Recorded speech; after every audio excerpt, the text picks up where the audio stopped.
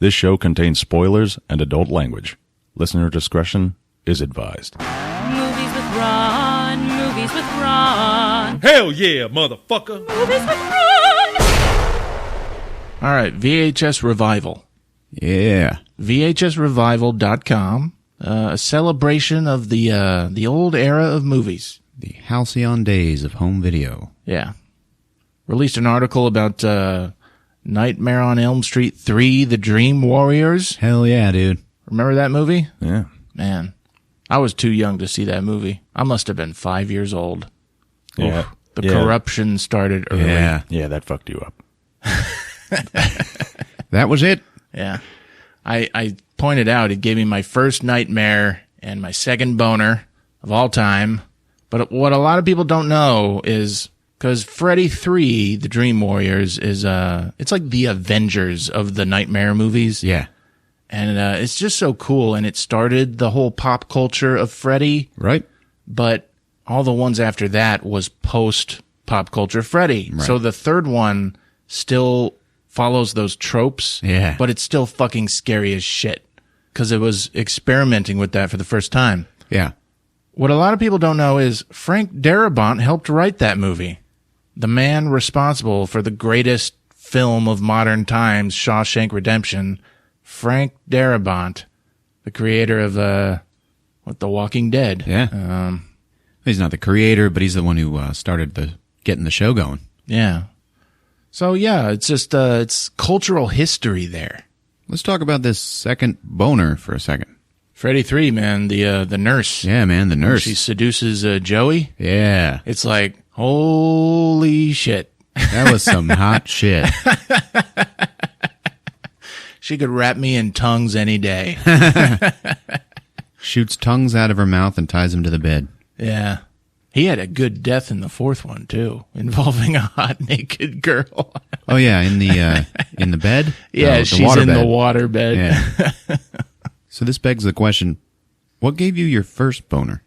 My first boner in the history of boners. Everything I learned started with... Have you guys seen the music video of Cradle of Love from Billy Idol? Yeah. The teenage girl. I was like 4 years old, sitting in front of MTV. Uh-huh. He'll be fine. The teenage girl knocks on the nerd's door. Yeah. And he's like an engineering nerd. Like he's well off. Yes. But she like comes in and like starts wrecking the place, like sending him into an OCD spiral. And she Right. puts on Cradle of Love, and that's the video. Yeah. And I don't know, man, that girl. I'll post it on the social media. Wow, that's what did it, huh? Yeah. The problem is I tried to use that as like a charming line with women, because it's innocent, but still kind of dirty. Yeah. But all the replies I got were, Billy Idol gave you your first boner? Welcome to episode 65 of Movies with Ron, the podcast where my older brother recaps a movie he saw from beginning to end for me and you, because we like his versions better. It's okay if you've seen the movie. It's okay if you haven't seen it. The experience is unique. So let's get it on. I'm Chris, your MC for the time being. Across from me, our sound guy, Rick. Salutations, humans. And here he is, folks. He's the ball cracker, death on foot. You know him, you love him. He's Ron. Ron.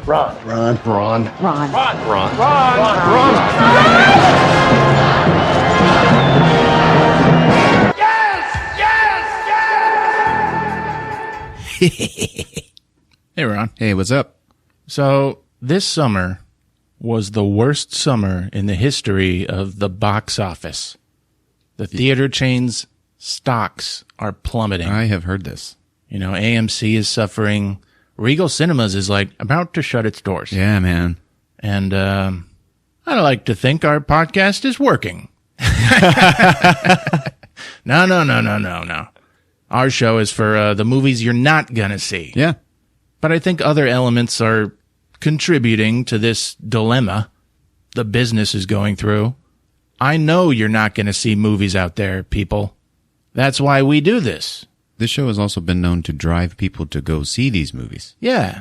And the thing is, I knew starting out, I wasn't sure of our angle, but now that we have a library, I know people are going to be fans, and they might skip over some of the episodes. Right. Now, you might miss some of the chatter, but that's okay now. Yeah, it occurs to me that because of that, people might not understand the Sam Pinnigun thing in the last episode. But that's okay. You want to know what that means? Go back through the catalog. Yeah, there you go. Won't even tell you where it is. Now let's talk about a small theater chain that isn't suffering. That I've been to. They're mostly in Texas, but they have a few peppered throughout the U.S. Oh, yeah. It's the Alamo Drafthouse. Right. Because the Alamo Drafthouse is more than just a movie theater. Yeah, I have always wanted to go to one of those. It's like a social venue. You know, they do so much more. I saw a movie where they had the actors there doing Q&As and stuff. Oh, yeah? Yeah. Like they flew them out to Texas and stuff. No shit. I know. Yeah, they're kind of a big deal. Yeah. They did the, they had some controversy where they had showings of Wonder Woman where only women were allowed. Yeah. Which, man, it got them so much buzz, even though like the yeah. men hated it. But they're doing showings of It where you can't get in unless you're dressed like a clown. That is fucking awesome. I know, right? We need more of them. I'll say that. All right. Can we talk about War for the Planet of the Apes for a second? Folks, we did an episode on that a couple weeks back. In the news. Ding, ding, ding, ding, ding, ding, ding, ding, ding, ding, ding. In the news. War for the Planet of the Apes is being pushed by Fox Pictures for the Best Picture Oscar. And why not, ladies and gentlemen? Yeah? They love it. They're so proud of that movie. They should be. And it was the top of the box office, but it kind of got like swallowed up because July was a hectic month for it. It went the way that, summer movies do. You know, they could have put it in August. August suffered. There haven't been that many. You know, we did Terminator. Yeah. And, now we're doing an old movie. But yeah, and I mean, there were choices, but I was just like, ugh. Yeah. They're really proud of Andy Serkis. Yeah, dude. You know, they want him to get a nomination. A sequel to a sequel of a reboot. War for the Planet of the Apes. There you have it. Let's see what happens. Woody Harrelson. Big ass dick. All right, now. You guys remember the Garbage Pail Kids movie? Fuck yeah, I do, man. All right. I bought that shit on DVD when I was a kid. That fucking weird. The movie came after. Yeah, it's like one of the worst movies ever made. Can you, succinctly explain to the young ones what the Garbage Pail Kids were? They were a series of trading cards. Yeah. Where each card featured a different Garbage Pail Kid, which was the antithesis of Cabbage Patch Kids. Yeah. Those dolls. Yeah. So they actually looked similar in the face, but they were all nasty and disgusting. The most famous being Foul Phil, which looks like a straight up Cabbage Patch doll that's just always throwing up and shit. Yeah. My absolute all-time favorite was Alligator. He was a card? Oh, yeah. Yeah, wow. all the ones in the movies, they were all cards, I think. Yeah. There was one that was big on boogers. Yeah. Like, big green shit coming out of his nose. That might have been Foul Phil. I don't fucking know. I think the one that was thrown up was like Vomit Veronica or something. Who knows? Yeah. But I was absolutely excited as hell that Alligator was in the movie. They took our country by storm when they came certainly out. did. And these were just cards. And two big reasons for that. The first one, Cabbage Patch Kids tried to sue them Yep. and failed. Yep. And then the second one, they were banned in schools nationwide. Yeah. And that made them so fucking popular. Like, it just made kids want them even more. Uh-huh. So why not make a movie out of it? Right. So they come out with the Garbage Pail Kids movie. This is a big setup for I've got nothing. I just have a little thing. Tell us about your little thing. We talking about your first boner again? No. Here's my little thing. Garbage Pail Kids movie is terrible. Yes. All right. I like it because of the memories. Yeah, I'm going to jump in right there. When I was a kid, I used to buy like movie magazines and shit. Like Candy introduced me to Fangoria. I found Starlog all by myself. So when a movie that I wanted to see was coming out, I'd be reading articles about it and shit and cutting the pictures out and putting them on my wall. One of them was Garbage Pail Kids. Yeah. And this article spread about this movie had set photos of all of these little people in these suits, okay? But they added like cartoon speech balloons to them. Uh-huh. And of course, there's a big shot of Alligator. And he's like, Garbage Pail Kids, more fun than a tub full of toe jam. But yeah, we got this movie where they brought the Garbage Pail Kids to life. There's a bunch of small actors wearing these robotic helmets. Here's a quote from flickeringmyth.com. They would have done the Garbage Pail Kids movie as an animated feature, but this would be too costly for their very meager budget. The other option was to do a part computer animated movie like Who Framed Roger Rabbit. Yeah. But this was also out of their price range. Okay, Mr. Amato, the director, here's what he said about it. We did the economic expedient. We got dwarves. There's plenty of them. Yeah. This is like an old-timey director who did this movie. I think he came out of retirement to do this movie. Yeah, see? We got dwarves and put heads on them. These are his words. We found out how long they could survive in there without breathing. And it turned out to be about 5-7 minutes. So you had to rehearse everything without the heads on, put the heads on, have a paramedic with a stopwatch. Little sons of bitches go in there, you say action, and you shoot until they can't breathe. Oh my God. And that's the Garbage Pail Kids movie. It's fucking beautiful. That's fucking incredible. They later on tried to make a sequel. It didn't work out, though. Oh. Anyways, there's a little history for you. Fucking love it. All right, boys. You ready? What's up, Rick? I don't know, but I may have a movie death of the week. All right. Sweet. So we're going back to deaths. Oh, yeah. Okay. What do you got? I'll tell you what I got. Ladies and gentlemen, these two were having an argument in public the other night where Chris was like, do you have your movie death? And then Rick was like, not yet, but I'll find it. And then they started screaming at each other, and Chris was like, get me a goddamn death! And Rick's like, I'll get you a fucking death! You're the best death you ever fucking seen! The whole restaurant was like, what? The restaurant. This week's movie death comes from 1992's Under Siege. Yeah. Oh, cool. Directed by Andrew Davis, who also directed The Fugitive. Shit, you want to talk about boners? How about when she came out of the cake, man? Popping out of the cake. Oh, my God. That was hot shit. I remember we had that on when we lived on Trudy D Lane, I believe. And everyone left the room. Uh-huh. It was just on TV. Yeah. Everyone was on the couch watching Under Siege. We'd all seen it before. Right. Everyone ended up leaving the room to do other shit. The popping out of the cake comes on, and I'm the only one in the room. Yes. Boner number 3. That was my third boner. It's going down in the books. Now is the death when Tommy Lee Jones gets a knife through the top of his head? Ooh, good one. But no. Her name is Erica Eleniak. The actress pops out of the cake. Okay. That's right. Formerly from Baywatch. And I'm Tits. Tits. I'm Tits McGee. So directed by Andrew Davis, who also directed The Fugitive, as I've said before. And there's actually some interesting little side note on this. Harrison Ford was making his decision about doing The Fugitive and watched Under Siege and decided to do it because of that. Yeah, cool. Oh, okay. Starring Steven Seagal, Gary Busey, and Tommy Lee Jones. Yeah. Yeah, baby. Seagal plays Casey Ryback, a cook aboard the U.S. battleship Missouri, which is about to be decommissioned, but not before Tommy Lee Jones and a group of terrorists get aboard disguised as a rock band for the captain's birthday party. Yeah.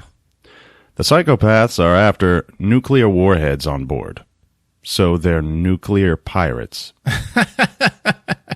And they got Steven Seagal like in prison, and he's like telling the bad guy like, "I got pies in the oven. Get my pies out of the oven." He's like the cook. Yeah. They put him in the, I think the fridge, the meat logger. Yeah.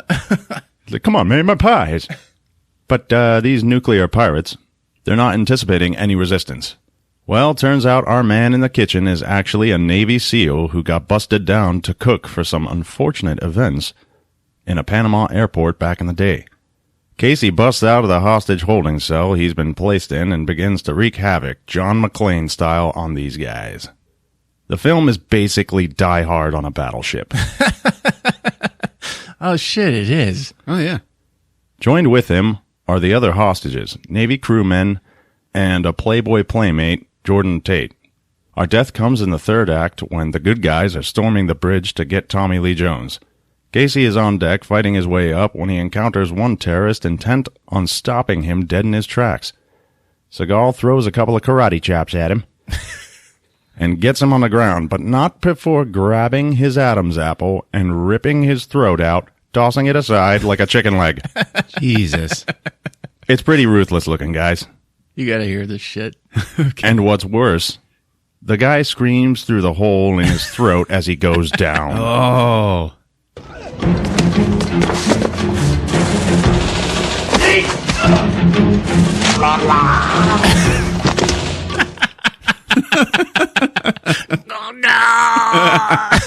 What'd I tell you? It reminds me of the Day of the Dead.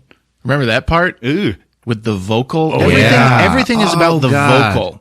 In Day of the Dead, the sergeant, the leader, he gets ripped in half, or he gets his head pulled off. Yeah. And you see everything happen, but he's screaming, but you hear like all the vocals where it's like, Yeah, like his vocal cords got... like it's being stretched. Yeah. Yeah, it's fucking weird, dude. Oh, yeah. Now, that's not the first throat ripping in cinema. No, not at all. As a matter of fact, I have no info on this unknown actor who bit the dust so hard in this film, but I do know his type of demise has only happened a handful of times in film. The movie Blade, Roadhouse. Yeah, in Roadhouse, Patrick Swayze is fighting the dude, the main henchman. Yeah. And the main henchman has that best line. It's like the creepiest line where he's got Patrick Swayze like in a headlock, and he's like, "I used to fuck guys like you in prison." Yeah. And then that's like, you feel so vulnerable for Patrick Swayze after that line. Patrick Swayze like turns the tables and he rips the guy's throat out, but not as effective as Under Siege. Like you don't hear the vocals. Yeah. It happens real quick. He throws him in the water right after that. It was the PG-13 version of this Under Siege one. Pretty much. Also happened recently in the show Game of Thrones, was in Underworld Awakening and Rambo 4. But in Rambo 4, it took a good minute for him to rip it out. Oh yeah. It's a little more realistic. I watched Rambo 4s. Now let's put a pause and talk about the titles of the Rambo movies. Yeah. Okay. The first one was First Blood. Correct. The second one was Rambo First Blood Part 2. Yes. Okay. The third one was they Just called it Rambo. just called it Rambo 3. Yeah. Okay. But it's still, the second one was called Rambo. Third one's called Rambo 3. What the hell are they doing with the titles? Yeah. Fourth one, they're just like, hey, just call it John Rambo. Yeah, they didn't call it John Rambo. They just called it Rambo this Really? time for the fourth movie. Yeah. Good Lord. See, it's even worse now. Yeah. It's all backwards. Anyways, in that one, the old Rambo, they could have called it like Rambo 2000 or something. Yeah. Or like Fourth Blood. Could have called it Old Man Rambo. They pushed the gore on that one, but still, Under Siege, best throat ripping. Oh, yeah. Hell yeah. Yeah, baby. Play it again. Coming right up, Chris.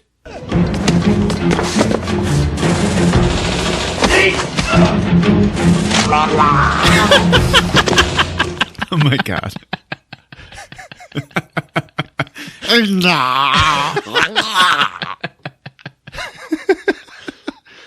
And that, ladies and gentlemen, was your Movie Death of the Week.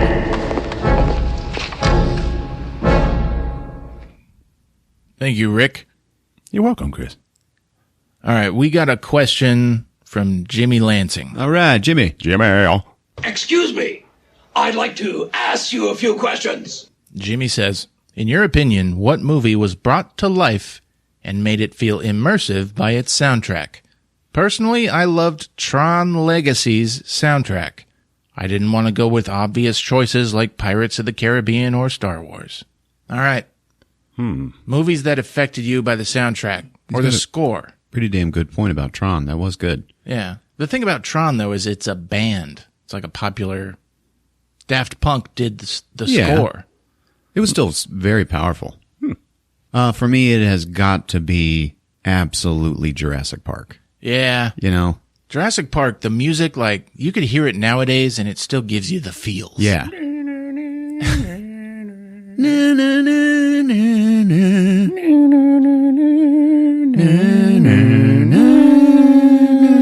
And then there's...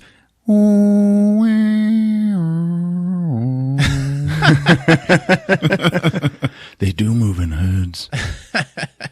The Crow. Oh, The Cure. Mm-hmm. The Cure, Nine Inch Nails.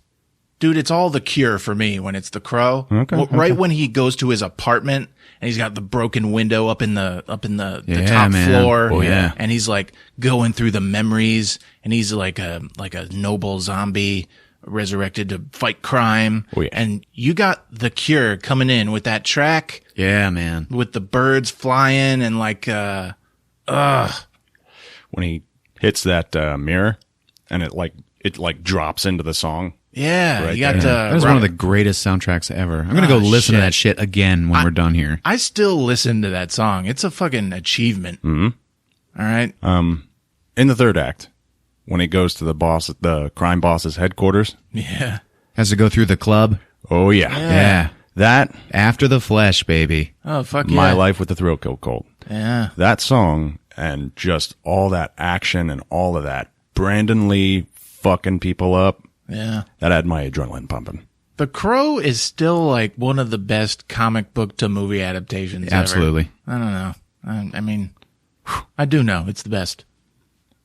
For me, it's pretty much any John Carpenter movie. All right. Good point, man. My personal favorite, John Carpenter, like, when you're a filmmaker, you make a movie, you have to like outsource the music. Yeah. Like you have to communicate with a guy, with a composer, and try and work together. And sometimes it doesn't always work. But John Carpenter was a musician, and he captured the sound in a lot of his movies. And it wasn't always an orchestra. He had a real grasp of like pop rock and synth sounds. Yeah. That it was really relevant to the time. And, you hear some of those themes and you think of those movies, especially like Assault on Precinct 13, Escape from New York, Yeah? They Live. Come on. Oh, yeah. They Live. This is his hook that he wrote for this movie. Doom, doom, doom, doom, doom. Fuck yeah, dude. Yeah, man. Fucking work perfectly. Doom, doom, doom, doom, doom. Oh, what about The Thing? Just really eerie. I mean, come on. It's Antarctica and it's isolated. You've got two bits to this movie. One of them's just...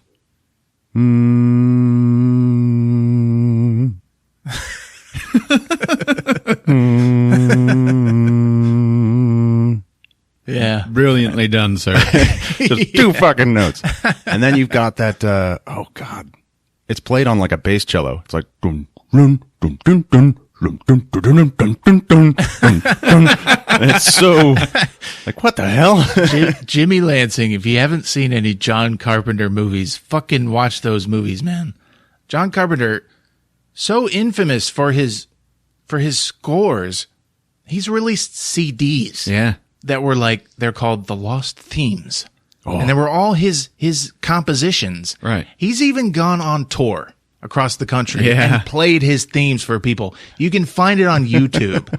I put it on Twitter. I'll put it on the rest of the social media. You can see John Carpenter just rocking out on the keyboard. Fuck yeah. Playing that shit, dude. Wow. Fucking, you know what I mean.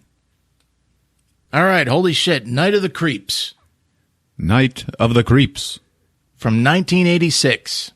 Written and directed by Fred Decker. Yeah, man. You guys know who he is?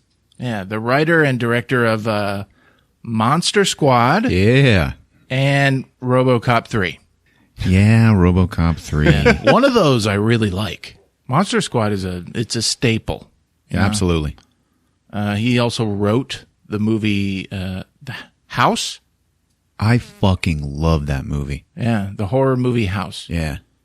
And you know, Fred Dekker, at this time period when he was making these movies, Right. he was roommates with Shane Black. Yeah, man. Now, there is a favorite script among, like, script hunters. Yeah, the famous unproduced John Carpenter script, Yeah. Shadow Company. Shadow Company. Can I pitch it for you? Hell yeah, go, You think man. people want to hear it? I do. Everyone wants this movie made. All right. Night of the Creeps wasn't the only Fred Dekker script which included zombies attacking humans. Around 1988, he and his friend, screenwriter Shane Black, worked together on a final draft of the script titled Shadow Company. It was actually the first script that Shane Black wrote in 1984, a year before he wrote his first draft of Lethal Weapon.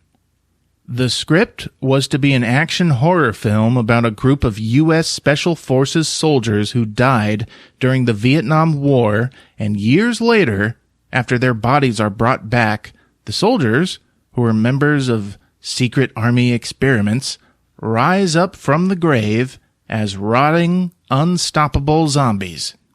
The zombie soldiers would have raided the armory from a nearby army base and then proceed to destroy the town in which they were buried, killing everyone in it during Christmas night. Yes, well, it is a Shane Black script. It was a fucking Christmas movie. Yeah.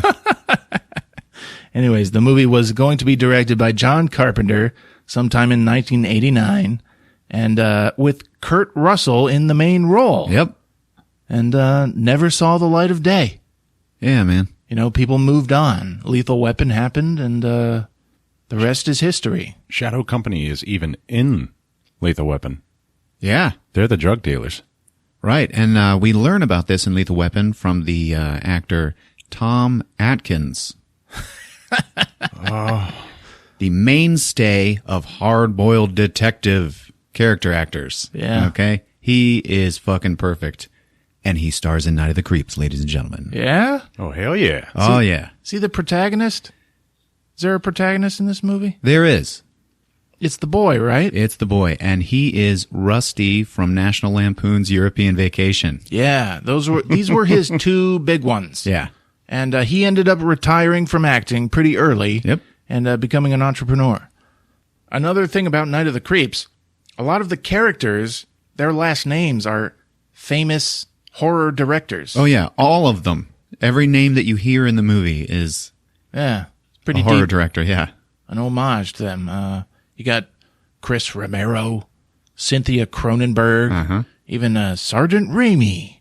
How about some titles of some reviews for this movie? You want to go through them? Shoot. All right, the first one.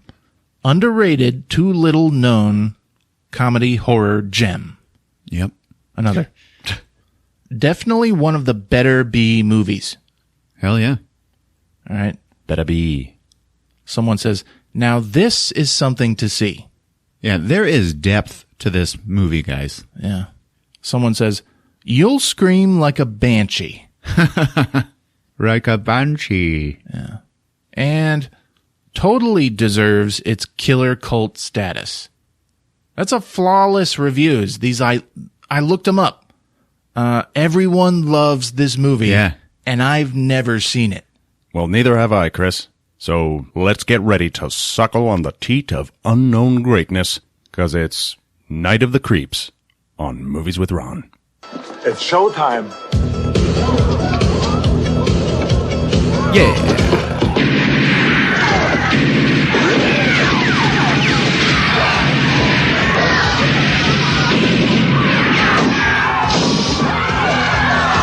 Get the people out. Come on. Get the people out. Okay, so we start off with the old TriStar logo, you know, the the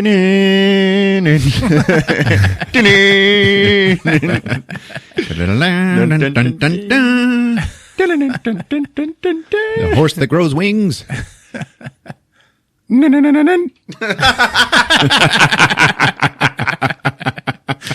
Credits are going by and we see all the different letters for the word creeps.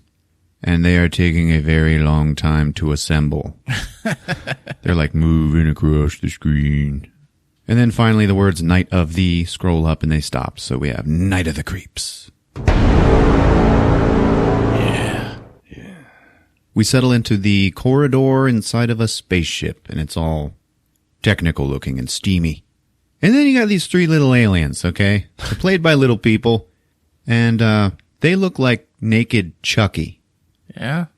And one of them is being chased by another two. The first one is carrying some sort of weird canister, okay? And he's just like running down the corridor. And then the other two are also naked, but carrying big giant laser guns.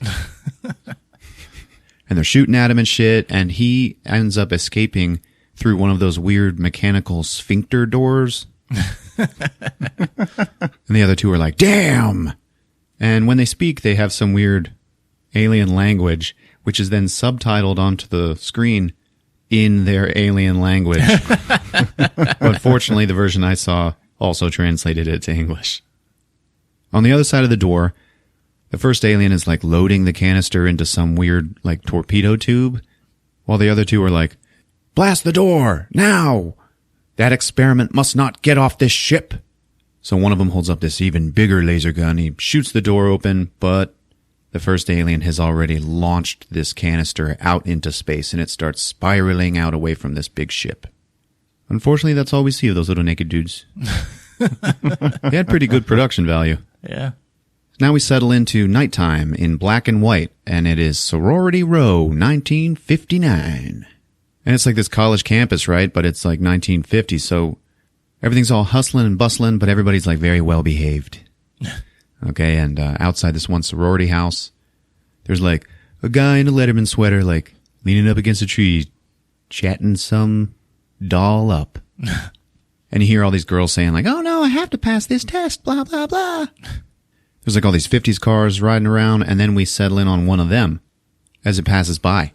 The guy stops in front of the sorority house, and we hear his radio saying, newsflash, newsflash, from the blah, blah, blah Institute of the Criminally Insane. It appears to be that there is an escape. And then the guy just turns the radio off because he's got to go see his girl. So then we see inside the house, and all these sorority girls are all like talking and gossiping and shit. And they're saying things like, oh, he's so dreamy. Well, of course I know. Pam told me. Who else? And then we see Pam, and she's just this blonde, you know? So while everybody else is gossiping, then Pam starts to hear pebbles being thrown at her window. Tink, tink, tink. So that's who this dude's going to see, right? So it cuts to them in his car, and they are now out at Makeout Point. Nice. Getting it on in the car. They're looking at the stars. Yeah, they're not actually getting on. Yet. And she's saying stuff like, starlight, star bright. You know what? What is the brightest star in the sky? Right then, they're interrupted by a cop. He's a beat cop. He's like, what the hell are you kids doing? Don't you know there's a nut bar on the loose? Haven't you heard that on the radio? Hey. Pam? And she's like, oh, hello, Ray. And he's like, and he sees that she's with another guy, and he goes, just go home, will you? Just go home. And then he leaves, and her boyfriend just goes, you know that cop? Nut bar. Yep, nut bar. She's like, yeah, don't worry about it. So the cop is gone, and she's like, so, what do you think is the brightest star? And they're looking up at the sky, and then there's one of those fucking stars is like coming towards them. And it's getting bigger, and it's bright. And then, yep, it's a fucking meteor shooting right over their heads. It goes over them, and they're like, whoa! And then the guy that's with her, he's like, I vote for that one. And then he starts his car up, and he turns it around. He's going to go find this shit. No time for tits.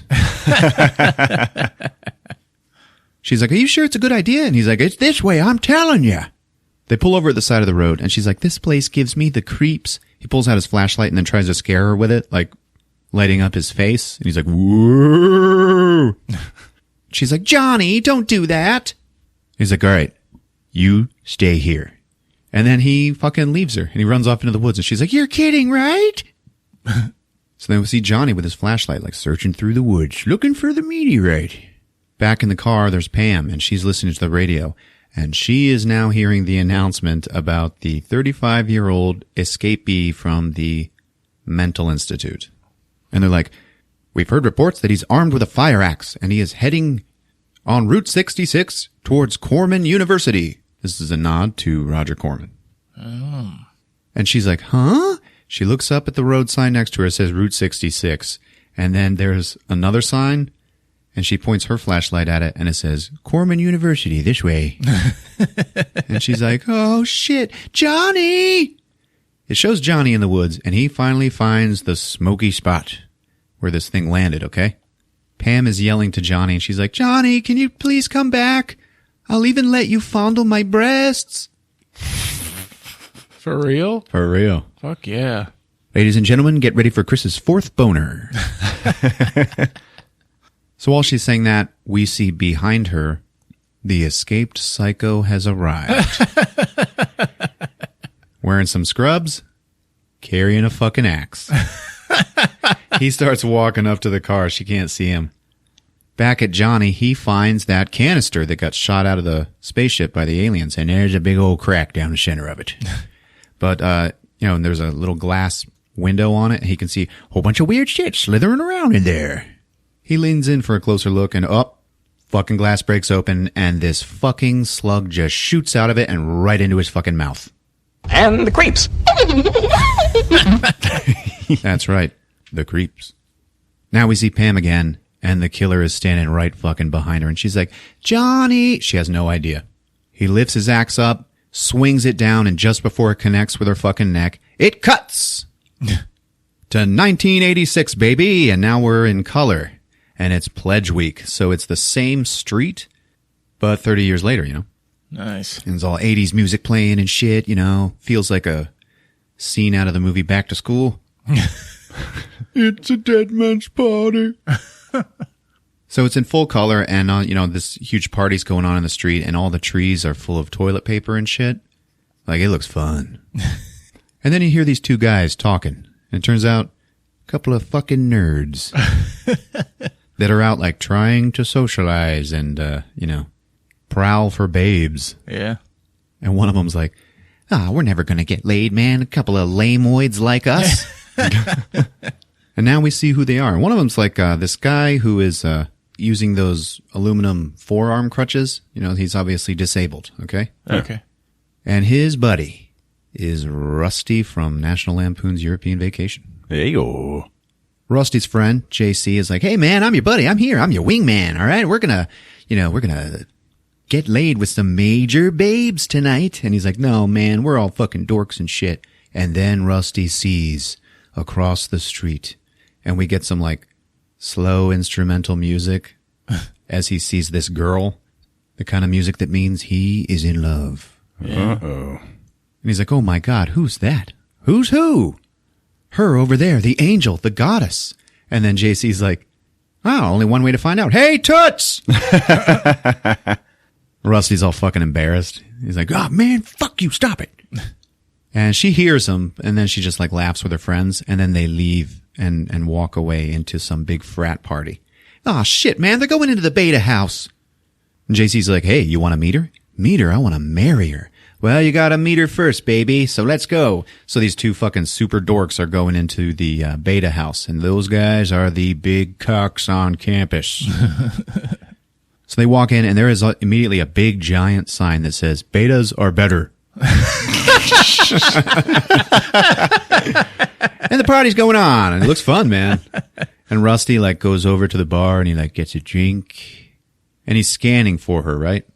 And then JC's like, "Bingo, 1 o'clock. All right." Rusty's like, "Oh man, she's with a guy," because she's with like fucking Ogre from Revenge of the Nerds. And JC's like, "Ah man, he's just a jock. Look at that. He's actually got one long eyebrow across his face." And they show a better shot of him, and he totally does. JC's like, "I'm going in. It's the main event." So he goes up to talk to them, and he walks up to the jock, and he's like, "Hey, Tiger." And he turns to the girl, and he's like, "Hey, what's his name again?" And she's like, Steve. And he goes, oh, yeah, Steve. You know what? It is you I'm looking for. There is a phone call at the front, and they want to talk to you. And the guy's just like, oh, thanks, dude. And he fucking walks off. Cha-ching.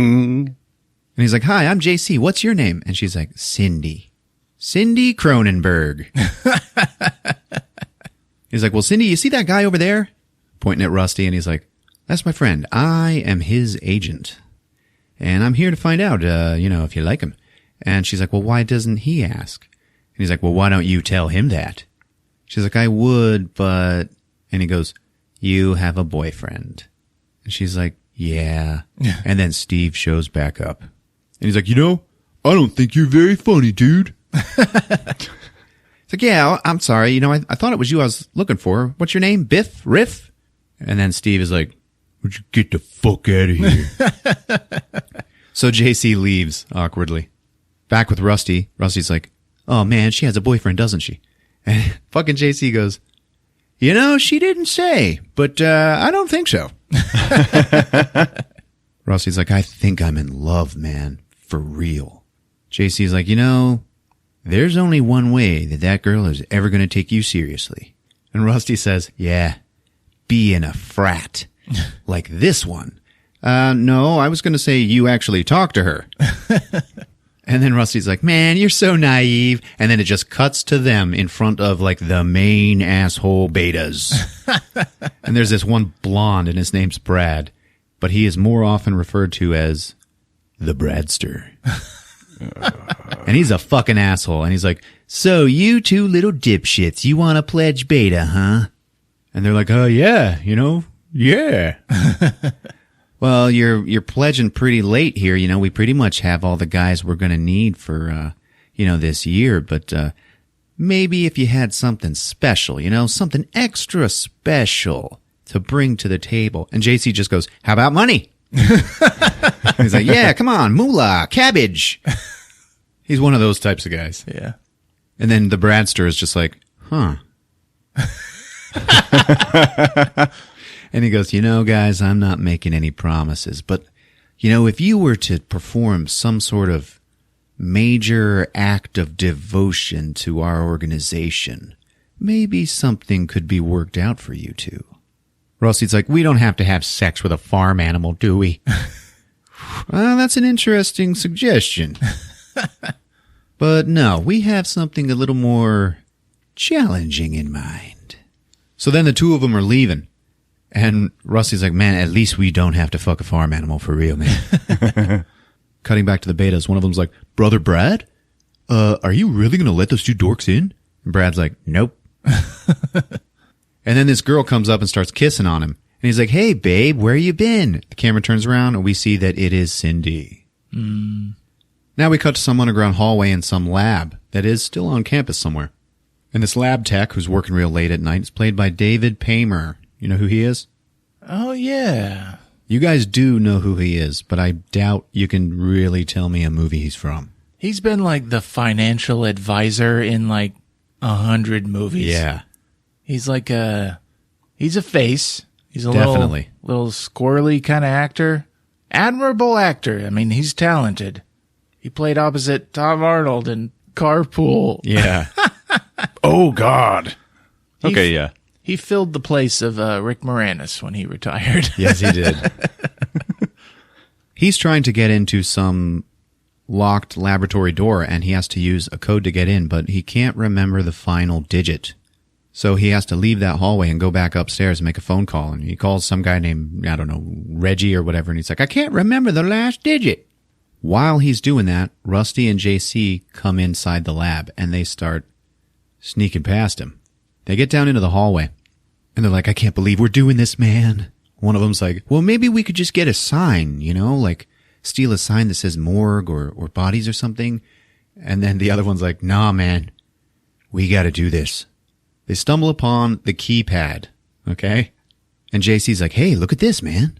It says authorized personnel only. And then he just like goes to push a button. Rusty's like, what the fuck are you doing? JC pushes 0 and the fucking door opens. Like on accident. Pick the right number. They're inside and it's all dark and they're like, oh man, can you find the light switch? I don't know, blah, blah, blah. They find it. lights come on, and inside, the room is full of these, like, science panels, blinking lights and shit, and in the center is this giant cryotube with Johnny in it. Johnny from 1959, the guy who took the creep in the mouth. Oh, wow. So, like, he's a part of university research now? Yeah. Oh. Top secret university research. Rusty's like, is he dead? Well, if he's not dead, he's not well. Man, how long has he been here? Who cares, man? Come on, we need a cadaver. Those guys want a body, a dead fucking body. It's what they got sent to go get.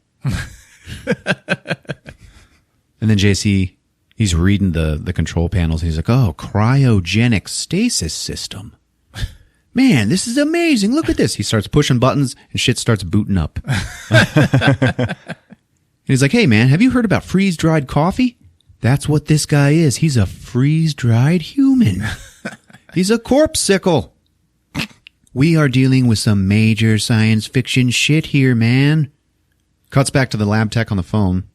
And he's like, hey, man, thanks. Okay, that's the number. All right, great. Now I remember. So he goes downstairs. Now Rusty and JC are fucking pulling this guy out of the tube. Okay, and they're dragging him across the floor, and they're like, oh, man, he's cold. And then all of a sudden, cold, dead-ass Johnny just grabs one of their arms, and they fucking scream and run. They just drop him and run. In the hallway, they pass David Paymer. And he's like, hey, what the fuck are you guys doing here? And then they're just, they don't care. They just leave. He goes in and finds Johnny on the floor, and he's like, oh, my God. He reaches down, and then Johnny fucking grabs him, and it cuts away. Cuts to those two getting back to their dorm room, and they, like, sit on their beds and start catching their breath and shit. Rossi's like, man, what do we do now? JC's like, you know what? Why don't we get couple of machine guns and then just yell outside, yeah, come on, you dirty coppers. You can't take us alive. Rusty's like, man, everything's a fucking joke to you, man. This is serious. And then JC has this big speech where he tells Rusty, like, you know what, man? Fuck you. And he drops his fun guy attitude, and he tells Rusty, like, the circumstances of their friendship. And how Rusty is a pussy, and all JC wants to do is help him, but Rusty just can't let go of his old high school sweetheart and shit. And no matter what JC tries, Rusty's just a bitch. And so he goes, so you know what? Fuck you. And it's like pretty serious, man. It's kind of weird to find in this movie. And then they make up because Rusty's like, yeah, you want me to fuck you. He's like the one I like so far. Yeah. And they end that scene with a pillow fight. I'm not joking. The two guys? Oh, yeah. Huh. Yeah, during his speech, you could tell that JC is probably gay, but it's left ambiguous. For real? Yes. Wow. Yeah, this movie has depth. So then we cut to Tom Atkins. Tom Ace. Yeah. And that motherfucker is on a beach, sitting up against a palm tree, drinking a fucking coconut with an umbrella sticking out of it. And it's like beautiful sunny day, and he looks out into the water, and then this super hot blonde just like comes up out of the water. And he's like staring at her. He takes off his sunglasses. The lady starts turning around, and then it cuts to him in the dark, and he's a beat cop. So he was hallucinating, right? Yeah. And he is watching in front of him the axe murder in 1959. He's watching it happen, which is a pretty harrowing thing. Obviously, that's why he checked out to a beach. He's walking towards the killer who doesn't see him. He's behind him. He's walking towards the killer who's chopping up Pam, and he is holding a severed hand in his own hand. Then it shows the killer again, and then it shows Tom again, but this time in his hand is a shotgun, and you're like, what? He points the shotgun and yells, freeze! And then the killer turns around and it's a fucking zombie with an axe. And then Tom fucking wakes up at home. Oh. So he just had a nightmare. And then his phone rings, and he's like a hard-boiled cop. Okay? He only eats steak and drinks whiskey. His phone rings. He answers it by saying, thrill me. Guy on the other line is like, yeah, the med center on the college, it got broken into. We need you there. So then it just cuts to him showing up there. So he walks into the room where they have the dead lab tech, David Paymer. All the other cops are in the room, and one of them's like, Detective Tom Cameron? Yes, James Cameron. Yeah, there you go. He's like, no, Bullwinkle Moose, thrill me. They're like, well, here we are, and this is a cryo lab, okay? And they have had a frozen student here in this lab ever since 1959. And Tom's like, oh, okay, so I guess Rip Van Winkle's going to be my second body. You guys said over the radio there's 2 bodies, right? So, where is he? He's not here. We don't know. So he's acting like a piece of shit to all these cops. Like, you guys are fucking up all over the place. You said there's 2 bodies. There's only one. What the hell's going on here? I think it was a dispatch problem. Man, you are fucking up. Then that cop is like, well, the night janitor saw a couple of guys running out. He's like, yeah, that's great, but fucking bodies that have been dead for 27 years don't just go walking around by themselves. This is a line that was later reused in Monster Squad. About the mummy. So right then it just cuts to a couple of dead-ass bare feet walking down the street. Then we see Cindy and Bradster pulling up in his car. And yes, his license plate says Bradster. She goes into her sorority house, which is Pam's old sorority house. She walks in, and there's another sister that walks up. She's like, hey, Cindy, is it okay if I keep this stuff here? She's like, well, what is it? It's a box full of jars. And she's like, brains? It's my science experiment. Are they human brains? Well, yeah. Oh, you can keep them in the basement, but not up here. All this is happening, and we keep seeing these dead feet walking across, like, the yard and shit like that. It's obviously heading for the sorority house. Then Cindy goes upstairs and starts taking off her clothes. So now we see this other girl, Karen, and she's, like, making a cup of tea. She's going to go sit on the couch and study. While she's doing this, she starts to hear a noise at the door in the same room. Then we see the feet outside the door, like creeping up to it. She walks up to investigate the noise, opens up the door, and oh, it's a fucking cat scare. Jumps into her arms. And she's like, oh, Gordon the cat. Now we see where those feet actually were, and they are going up the fire escape, which is actually labeled fire escape. Now we see Cindy changing into her nightie, and yep, titties. When she starts to hear pebbles being thrown at her window. And she's like, huh? She goes and looks out the window. Nothing there. Mm-hmm. And then the window next to her, the wind kind of like blows the curtains a little bit. She's like, oh, I better go check that out. So she walks up to them, and she puts her hands out and then slings the curtains open, and there's nothing there. And then dead-ass Zombie James just like, pops up. He's got a fucking rose in his hand, okay? And then he just smiles at her, and then his fucking head explodes. Jesus. And all of these little fucking slugs just like spill out of it and into the fucking yard below. And the creeps. Now it just cuts to all the cops arriving at that sorority house, and we see Tom. And he's walking up, he's in his detective, long coat. He walks past the rose garden, and he like stops and smells one. And then he goes in to see what the fuck's going on. He goes and looks at the body, and the face is just like blown open, man. It's fucking gross looking. Nice. And he's just like, Jesus Christ. And he has to walk away from it, okay? He walks away, and he sees this weird little house out behind the sorority house. And there's these 2 kids there making out, and he's like, hey. So he points to the house. He's like, fuck's this supposed to be? They're like, oh, that's the house mother's cottage. He's like, oh.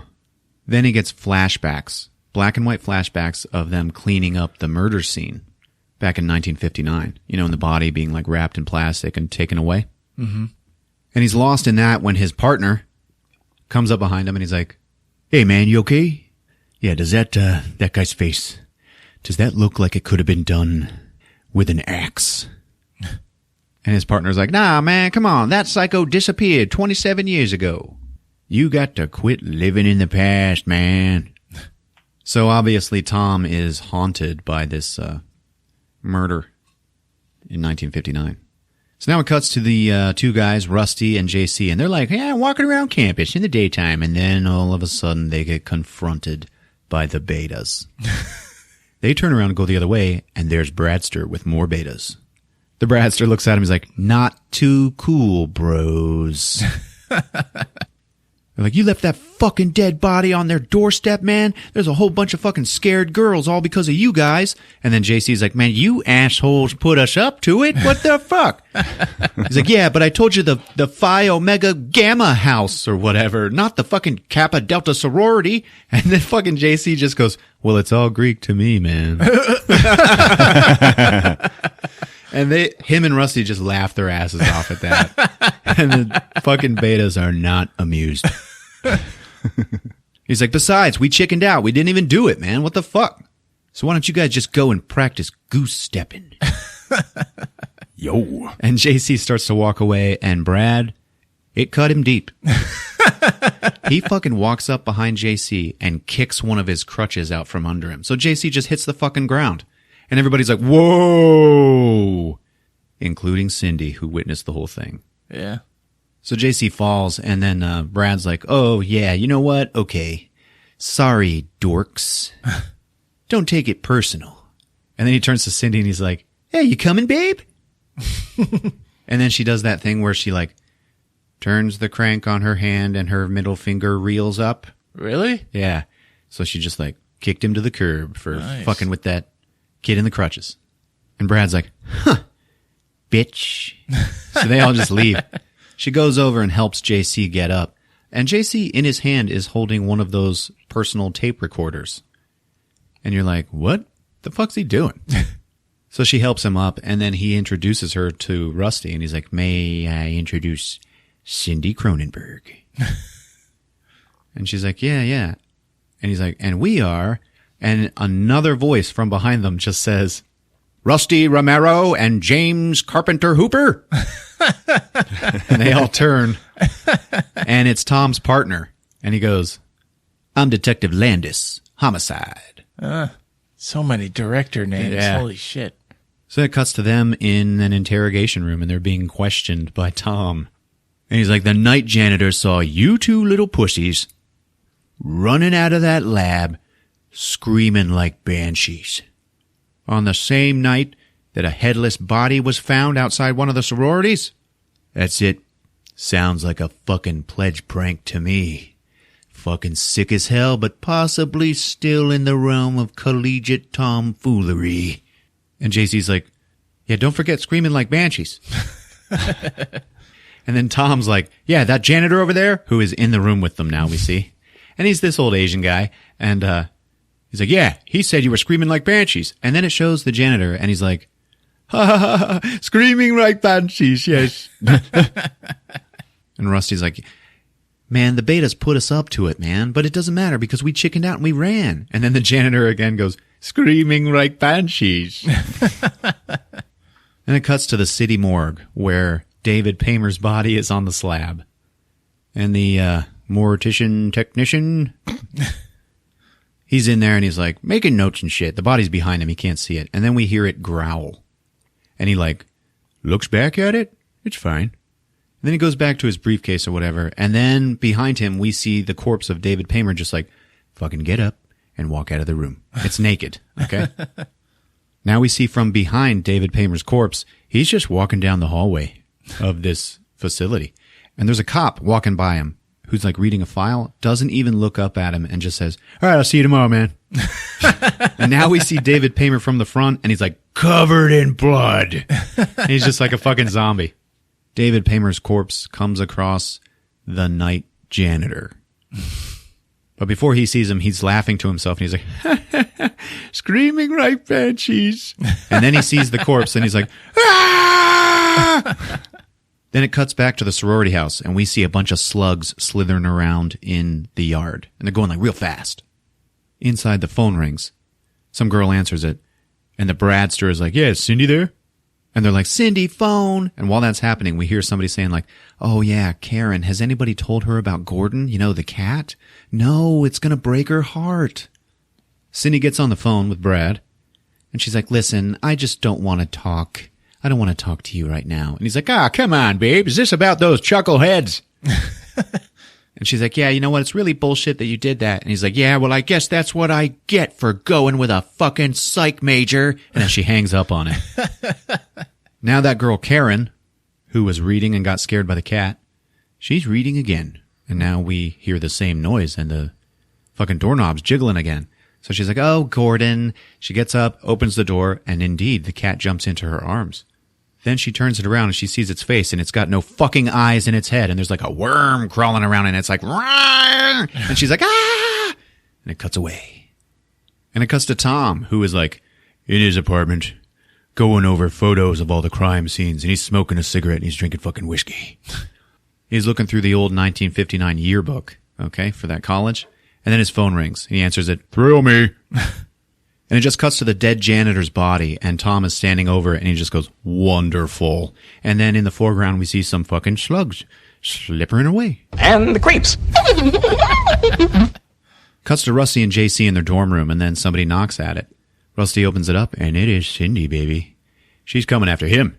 And he's all happy to see her, and he's like, oh, yeah, we're just studying and, being dorks and stuff. And she's like, well, is a walk out of the question?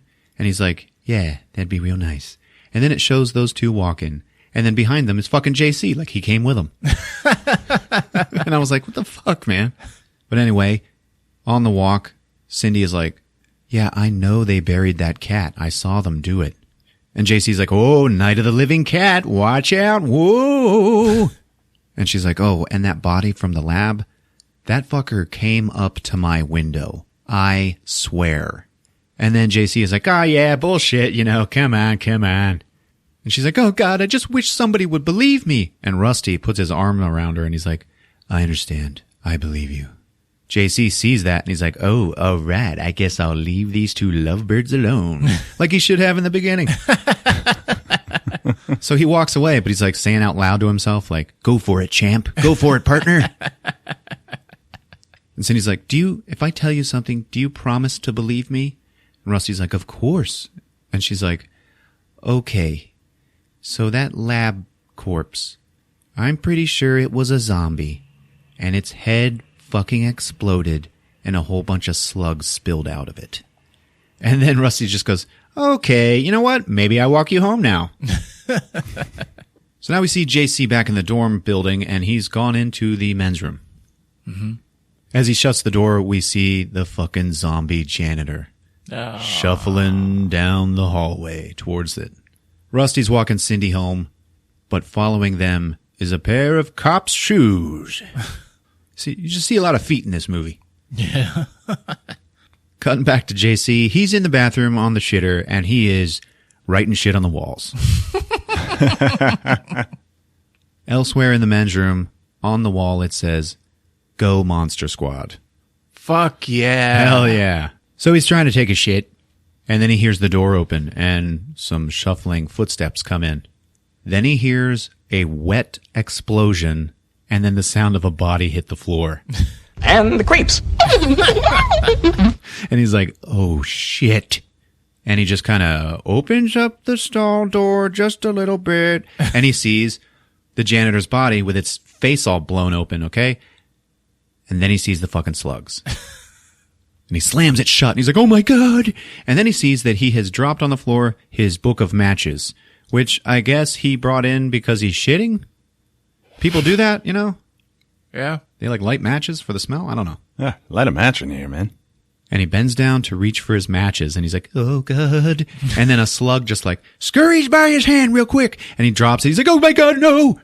And he's like, what the fuck was that? And then he reaches for the matches again, and he finally gets them, okay? He lights the last match in the pack, and then he lights the pack on fire. And I was like, what? Yeah. I was like, oh, that's smart. Light a little fire, get the alarms to go off, have somebody come in and help you, or take the slugs for you. Yeah. But no. Just to mask the smell of the shit? Still no. He takes the burning matchbook and he puts it almost right back where he found it. He's holding it above the floor. And what he is doing, he's waiting for another slug to race by.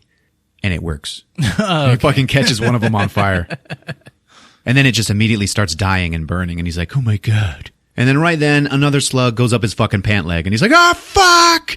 And he just spills out of the bathroom stall and is now crawling across the floor to get out of the men's room in the middle of all these fucking racing slugs. Ugh. Yeah, he's just like totally fucked. And yeah, then all of a sudden there is one coming straight for his face. And he's like, "Ah!" And it cuts away. So now back with Rusty and Cindy, he's walked her to her door. And she's like, hey, you know what? There's a formal tomorrow night, and I was just wondering, will you go with me? And he's like, what about Brad? And she's like, Brad is an asshole. And he's like, yeah, well, I don't know, okay. And she's like, come on, tomorrow night, it's going to be wonderful. And he's like, yeah, okay. So then she goes inside, and he's walking away, and he's all fucking happy. Shit's finally going his way, and then he runs into fucking Detective Tom, who's been following him. And Tom just goes, zombies, exploding heads, creepy crawlies, and a date for the formal.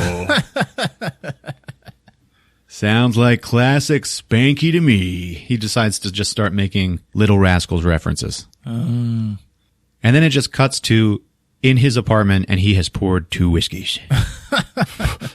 And he's taking Rusty home, which is kind of weird. Yeah, what the hell? And one of the coolest scenes in the movie begins. He hands a drink to Rusty and he just goes, tell me, Spanky, did you have a high school sweetheart? Maybe. So what happened? I blew it. She decided we didn't ever need to talk again and went on with her life, I guess. Why? I had a high school sweetheart. So what happened to her? I blew it. She decided we didn't ever need to talk again. So then I became a cop. And I was a rookie on the force for only 2 weeks when we finally got the call. There were bodies in a car on the side of the road. The guy's body was found in the woods. My partner found him. I found the girl in the car and on the road and in the woods. And it's like, oh, shit. And he goes, your high school sweetheart went on with her life? Mine got hacked up by a nutcase with an axe. Oh, God. Yeah, so he was the cop. At the beginning. Yeah. He's like, but that's not the fun part. The fun part is what happened next. So what happened next? Guess. And it's like, what? The police found him? Close. I found him. And it's not what you could call routine police work. Well, what would you call it? Revenge. Yeah, I tracked him. Found out where he was. And I brought my 12-gauge shotgun with me. So I found him, and I leveled it at his chest. And guess what happened next? Should you be telling me this? And he just goes, close. I pulled the trigger. And right then Rusty goes, you know what? I got a midterm. I need to study, maybe I should... Tom keeps going. And he's like, I wrapped him in a plastic bag. And then we see the flashbacks that he was seeing earlier, and it was the killer's body that he was hiding. And he goes, and I buried him in a vacant lot, right behind your girlfriend Cindy's house. Only it's not vacant anymore. Now the house mother's cottage is sitting right on top of it. So that's why he gave a shit about the house mother's cottage, right? Yeah. And then Rusty goes, so other than kind of wanting to confess to murder, is there a point to this story? And then Tom just looks at him and goes, Spanky, that's exactly what I'm trying to figure out. And then it cuts away. What? This is a fucking great scene, man. Weird as hell. Yeah. And it indeed cuts to the house mother's cottage, where the old bat is sitting there watching some old sci-fi movie, and she hears a bump, and her dog is there with her, and it like looks up like, wait, what was that? And she's like kind of dozing in and out of sleep. So she's like, what, did I just hear that for real? I don't know. Okay, I'm going back to sleep. And then again, a bump, and then more. And it's just like bang, bang, banging on something, right? And she's like looking around, what the hell's going on? And then we see her fucking floorboards of her house just start splintering upwards. And then a big axe blade comes up through it. And this fucking dead body has now risen from the grave and hacked up through the floor. Oh, Jesus. So he gets up out of the floor as a fucking zombie. We don't really see his face yet. We just see him raise the axe up with his zombie arms. And then he slings that fucking axe right down into that old lady's fucking face. And it cuts back to Tom and Rusty, and Rusty's like, oh, God. And then the phone rings, and Tom says, Thrill me. and he's like, oh, Jesus. And then he fucking just picks up his shotgun, which is under his bed, and then he just fucking leaves. Cuts to him and all the other cops pulling up at the house mother's cottage. As he's walking in, they're wheeling the body bag out. One of the other cops is like, yeah, if we had a body bag for every single part of this old lady that we found, we'd be here all night, man. Tom's like, fuck. He sends a couple of beat cops. Go search the neighborhood. Go find out, whoever the fuck did this. Maybe they're still around. So it shows them, and they're like driving around, pointing their searchlight and shit. And they're like, yeah, come on, man. There's nobody here. Let's just give up, And then the driver, sees something that he passes. And if you run it back and look at it, yep, it's a fucking zombie killer with an axe. And he just drove by real quick, but he stopped the car. Wait, what the fuck was that? And then all of a sudden, the zombie rushes at the passenger side window, and it is going to kill his partner when he just slams on the gas and saves his partner's fucking life. Okay, the axe hits the taillight of the car because he's still moving real slow. Yeah. And it cuts to Tom, and he hears the police radio where the guys are like, yeah, we got him. We found him. Holy shit, bingo, we got him. Tom's like, get me my 12 gauge. And then, yeah, it shows all the cops corner this fucking zombie with an axe, okay, in an alley. Everybody rolls up in their cars. Tom appears jumping over a fence because he's a fucking badass. And he's like, freeze! And then that zombie stops. But we don't see its face. It's turned around. And then Tom says to him, I already killed you once, you son of a bitch. I already killed you. And then the zombie fucking turns around, and it's got no eyes in its head. It looks great, man. Mm-hmm. And then its fucking eyeless face just smiles at him. And then he just blows its fucking head off with his shotgun, and fucking slugs go everywhere. All the cops see them, and then all the slugs just scurry away. And they're all like, what the fuck? So the next day, Rusty's walking around campus, and he's got a tuxedo, slung over his shoulder. And he says to one of his pals, he's like, hey, have you seen JC? He didn't come home last night. And they're like, no, we haven't seen him, buddy. Hey, what's the tux for? And then it cuts to this big, awesome fucking sequence of everybody getting ready for the formal tonight, okay? In the sorority house, it's all all these girls, they're all walking around in lingerie and shit, and they're all laughing, and they're all excited, and it's just one big, long tracking dolly shot of chicks in lingerie, and then the dolly goes through the bathroom, and we got soapy tits. Fuck yeah. Okay. Oh, And the creeps. fucking throughout this whole sequence, we keep seeing slugs scurrying around in the fucking yard outside. And then it shows the same kind of sequence in the frat house, and I was like, oh shit. And the guy, they're all tying their ties and slapping each other on the back and shit like that. And we see the girls painting nails, and then we see more slugs and shit. The guys are getting together, taking a photo. All right. And slugs. Now we see Rusty, and he's in his tux, and he's putting on the finishing touches, right? He's looking at himself in the mirror, and then in the mirror, he sees behind him The creeps. Nope. Oh, my He bad. sees JC's little tape recorder sitting on the desk next to a note that says, listen. And he's like, oh, shit, what the hell? He picks it up, and he plays it. The recording is JC, and he sounds like he might be in some trouble. And he's like, Rusty, there's one inside me. It got in through my mouth. I can feel it. It's in my brain. I don't have a pulse or a heartbeat.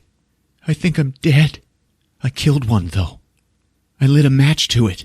Fire will kill him. I've gone downstairs to the furnace room in the basement. If I don't come back, heat will kill them. I walked, Rusty. All by myself, I walked. I love you, man. And Rusty's just like, oh, fuck. Seriously. Yeah, man. Like I said, depth. There is a last line in the message, and he's like, good luck with Cindy. And then you just hear, and it stops. So I don't know how the recorder got back up there. But anyway, it doesn't matter, because Rusty runs to the fucking basement. And he goes down and he's searching around in his tux with a flashlight. And it's all like hot and steamy down there and shit. And then he hears this weird sound, this and he goes around the corner and yeah, man, he finds fucking JC's body. And he is face down. But right on the outside of his head is a whole bunch of slugs and they're just sitting there frying. Like right next to the hot furnace. Yeah. And then it cuts to the beta bus, bros. And they're all like, all right, come on, bros, let's go. We're going to the formal. We are all getting laid tonight, motherfuckers. And one of them's like, hey, where's Brad? And the guy's like, oh, man. Yeah, I don't know. I think he's out doing something. Cindy blew him off. And then the other guy's like, oh, bogus, man. I bet he's bummed. And then, indeed, it cuts to the Bradster, and he is drunk. Wandering around outside of the sorority house.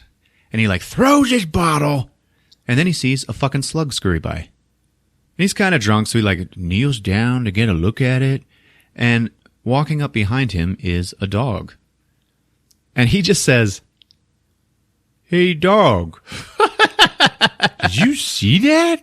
And then he looks at the dog, and it's the fucking house mother's zombie fucking dog. And it just like, rah, opens its mouth, and a slug fucking flies out of his mouth and into the Bradsters. Oh, Jesus.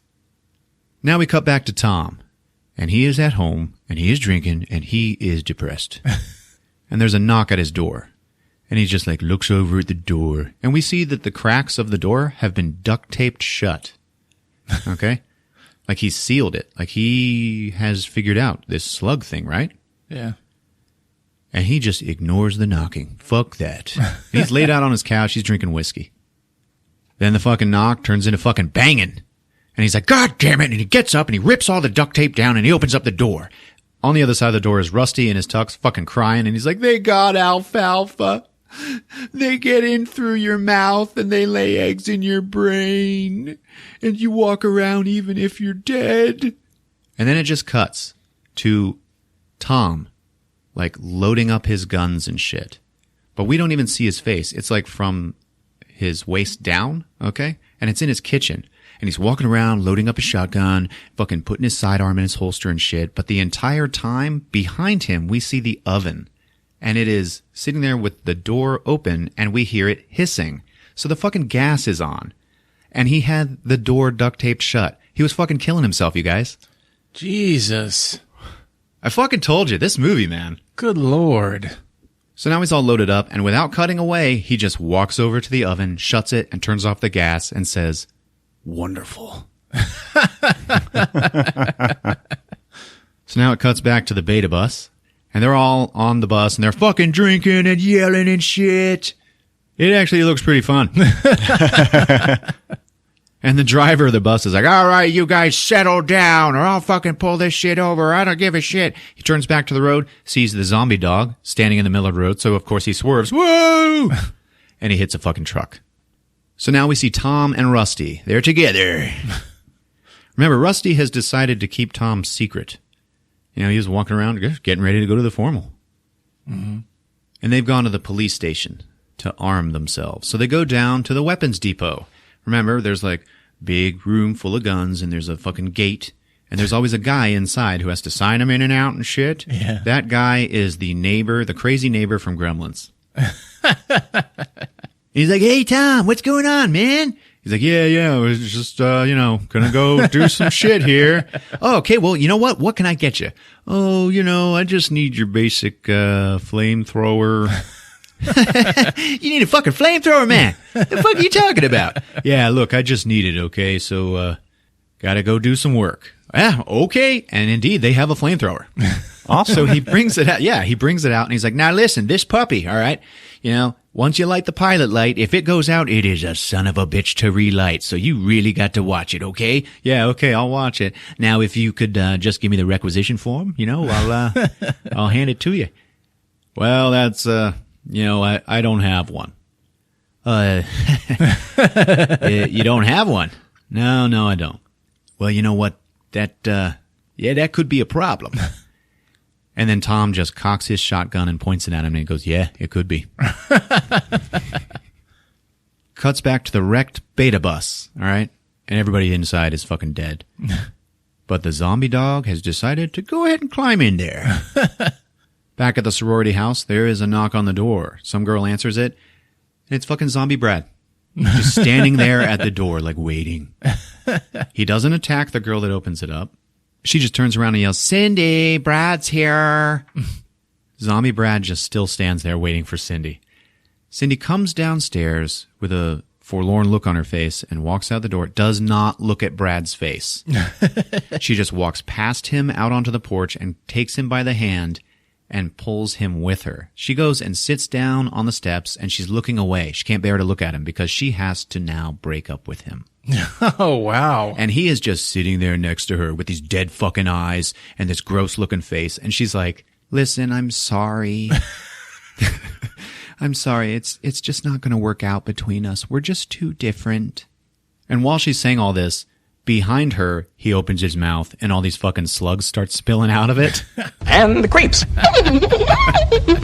Yeah. And she's like, I just need some time, okay? And then all of a sudden, Tom and Rusty show up, and Rusty's like, Cindy, get away! She turns around and sees Zombie Brad, and then his fucking head explodes because Tom fucking took care of that shit with the shotgun, right?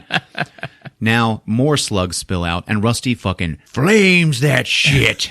He's got a big backpack unit and everything. In his tux and stuff? He is in his tux, wearing a flamethrower on his back. Wow. Classy. The girls in the house are like, oh, Jesus, what's going on? We're going to call the police. And then Tom goes, yes, do that. Do it now. We also see all those other beta boys start to wake up out of the bus wreck. And they're like shambling down the street. And they're all bloody and gross looking. I read somewhere that Greg Nicotero is actually one of them. You know who he is? Yeah. Walking Dead. Yeah. So Rusty is looking at Cindy, and she is like all despondent over what just happened. And he's like, here, come on, here. And he hands her the shotgun, and he's like, here, hold this, you'll feel better. And he's like, Cindy. And then she just fucking screams. He turns around, and the zombie frat boys are here. They're coming up the lawn. Inside, Tom is looking out the window, and he goes, well, girls, because there's a whole shit ton of sorority girls in there. I got some good news and some bad news. The good news is your dates are here. And some girl says, what's the bad news? The bad news is they're dead.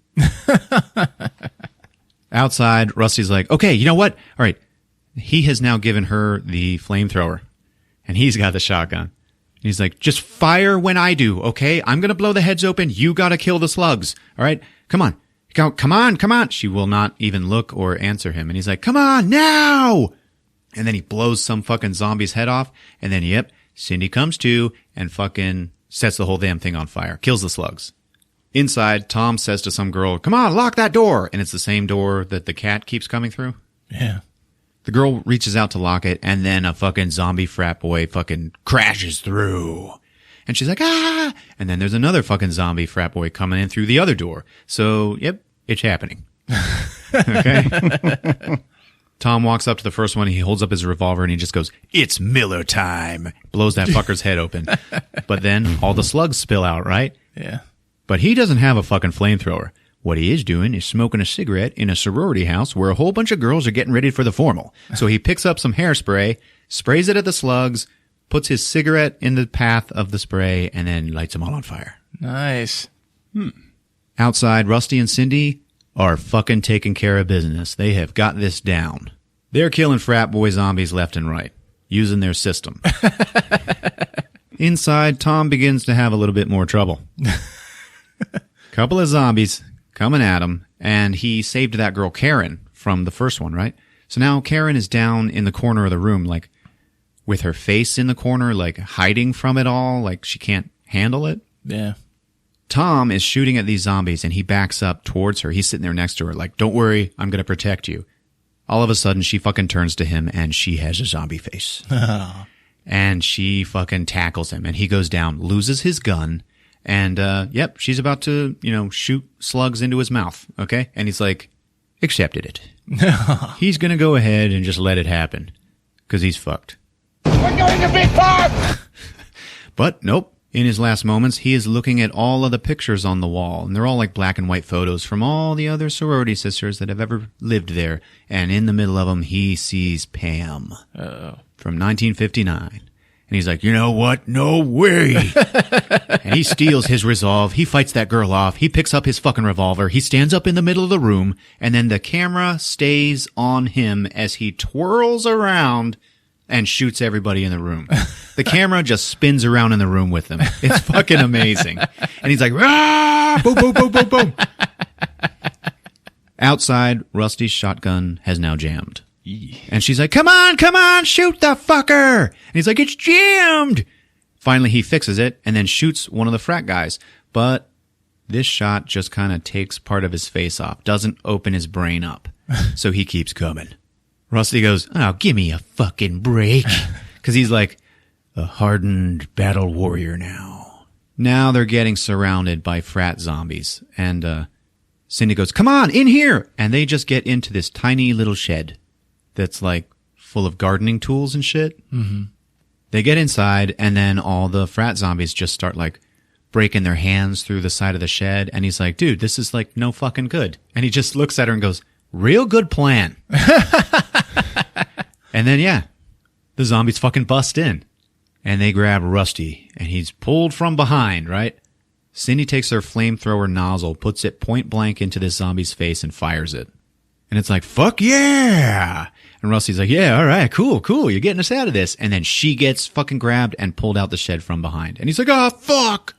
He doesn't have a shotgun anymore, so he just finds the nearest weapon, which is a push lawnmower. And he just starts pulling the cord, and he has to pull it like 5 or 6 times because it won't start. Meanwhile, outside, she's about to get slugged. Finally, he gets it started up, and he just yells to her, get out of there! Then she just rolls away from the zombies. And then he mows that fucker right in the face. Now we cut back to Tom, who is standing in the middle of the room full of dead bodies. So he's good. Rusty and Cindy see all these slugs out in the yard, and they just start scurrying up to the sorority house, and then they just disappear at its foundation. And he's like, they're all going into the basement. And she's like, oh, the basement? And he goes, why, what's down there? And she goes, just storage. You know, boxes and stuff, and then somebody's science experiment. Oh, shit. Brains. And he's like, you got brains in the basement. She's like, yeah. And then it just cuts to them walking into the house like a couple of badass motherfuckers. Yeah. And Rusty is just walking through telling all the sisters, get out of the house. Get out of the house now. Get out. Get out of the house. They end up down in the basement, and they run into Tom, who is standing there holding a gas can, and he has a piece of duct tape over his mouth. He is a smart motherfucker. Yeah. He sees them, and he just starts garbling at them. Get out! Get out of the fucking house! Get out of the house now! Come on, get out of here! They turn and look into the corner of the basement, and it is a giant fucking pile of slugs just fucking squirming around and fucking looking all nasty and shit. Rusty's like, yeah, it's cool, man. I got this. I got the flamethrower. He points it, goes to fire it, and the pilot light has indeed gone out. Fucking foreshadowing. Right then, Tom's just like, God damn it! And he rips the fucking tape off of his own mouth and then catches a fucking slug that was just trying to fly into his mouth. And he looks at it and he goes, don't even think about it, you little son of a bitch. And then he just throws it back into the pile. He looks at Rusty and he says, 20. Rusty's like, huh? Tom picks up the can of gas and he starts spraying it around the fucking basement. He looks at him and he goes, 19. Rusty figures out what's happening, and he and Cindy start backing out of the basement. He's pouring gas. 18. Just before Rusty and Cindy leave, Rusty looks at Tom, and Tom looks at Rusty, and they share a look. Oh, fuck. Yeah, man. And then Tom fucking winks at him. And then he keeps counting. 17. 16. Now, Rusty and Cindy, they're running out of the house, and Rusty has kept the count going. So they're like running out and he's like, 8, 7, 6. Now we see Tom down there pouring more gas. And then he grabs like some valve for the house's gas line and he opens it up and he goes 5, 4, 3. Out in the yard, Rusty's like 2, 1.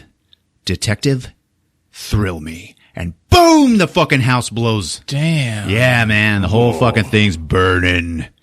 all of the sorority sisters and everybody else who lives on the street, they're just standing outside watching this fucking house burn. Whew. In the middle of all that, Rusty and Cindy, they're holding each other. We stay with them for a few moments, and Cindy turns and looks up at him and says, "Nice tux." And then they just start making out right there in the middle of all that shit. The cops and the firemen, they're like rolling up. All right, what's going on here? The camera pans off of them.